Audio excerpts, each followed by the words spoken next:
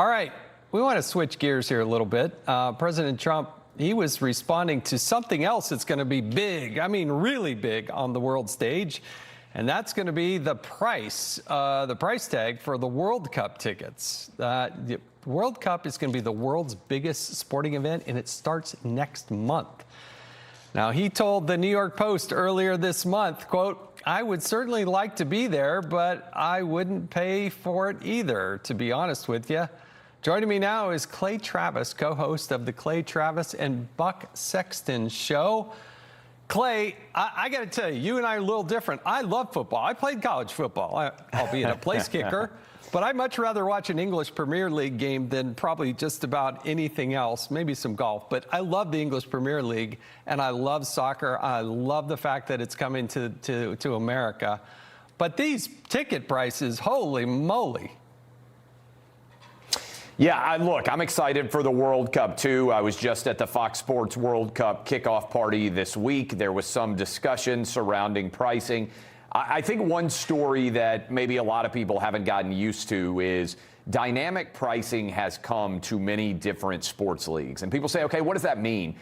Historically, when you and I were growing up, and when many of the viewers out there were growing up, you would go to Ticketmaster, someplace like that, when they released concert or sporting tickets. And there was a race to see who could get those tickets. And then what would happen? When it was a really sought-after event, you would walk in and there'd be a bunch of guys standing around outside the stadium with stacks of tickets, and they would charge substantial amounts of money. Well, then that all moved online, and all of the price increase for concerts or sporting events didn't go to the artist, it didn't go to the team. If you bought a ticket for $50 and it ended up selling for $500, it went to the scalper. And so with dynamic pricing, they're taking the scalper out of the game. That's the idea. And sending the money to the athlete, to the performer. The result is ticket prices have gone through the roof, but there also isn't as much of an inefficient secondary market where the prices are moving rapidly compared to the fixed cost. And so that's why World Cup pricing tickets this go around are so much higher. Well, I got to tell you, what they're trying to do in New Jersey is downright robbery. To get a train ticket to just go from the city, they say New York City, over to where they play the Jets games and where they play the Giants games, instead of being the normal $13 round trip, now they're going to charge $98. Well, what's up with that? Come on, New Jersey. 100% that is a broken transit system. Here's the other thing. How much does it cost to go get a hot dog, a beer, a Coke for yourself and your kids and everything else when you're out there? The cost for the average fan, I'm not going to disagree with this at all, has skyrocketed. It used to be the case that you could get in affordably. You could take your kids, you could take your wife, family of four could easily go to a game. Those days are gone. One of the reasons, because the amount of money that the athletes make on the field, right? I remember back in the day when Shaq got a brand new contract, and overnight the pricing on all the concessions skyrocketed. The owners feel like they have to make the money that they can to compensate the players and the salaries that are in place. And a lot of regular guys and gals out there feel like they're getting screwed in the process. By the way, this is also happening on streaming services. There's a huge complexity and cost associated with watching your favorite teams. A lot of us would like to go back to the day, and I bet you're one of them, Jason. I got my prop here, where you could have one remote and you sat down and you could watch every game and you could flip back and forth. Those days are over. You need 7 or 8 different subscriptions to be able to watch your favorite team now. Last thing here is the size and scope of the World Cup. I hope, look, a lot of viewers, our listeners, they understand. They maybe have ties to Croatia or some, or to England, or, we're playing each other, those types of things.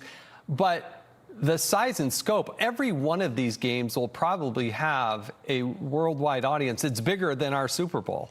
And certainly the final will not even be close. I mean, the size and scope of the attention that's going to be on these games, simply stunning. Well, fingers crossed here. Yes, you're right about all that. Most Americans are going to pay attention to one thing. How does the U.S. men's team do? Are they going to continue to let us down and disappoint us, or magically can everything come together? We got a great group stage, 32 teams advance. I hope that we could get our guys into the round of 8. That would be an unbelievable, exciting run that would get a great deal of attention. A lot of people fired up. We got there, as you probably remember, Jason, in 2002. When we kick off here with this awesome event, are we going to have the best men performing at the absolute apex level? Fingers crossed that we are, and that we can really all enjoy a summer run of soccer excellence. Yeah, the women certainly have been dominant in the past, but the men, they got a tall task coming up here. It is one exciting sport. You can certainly follow it all on Fox. Fox, Big Fox, as I like to call it, will carry, I believe, all the games. And so looking forward to that. I'm a huge fan. Can't wait to go. But I don't want to pay those prices. Come on, New Jersey. You shouldn't be charging $98 just to get there. There's not like more people that go to a Giants game. It's the same number of people. Hey, but anyway. Here's the saving grace. You just mentioned it. All the games will be on Fox. So if you have a cable subscription, put the feed up, turn on the remote, and you can watch them all from the convenience of your couch much more affordably. Clay Travis, you're the best. Thanks for joining us today on Kudlow.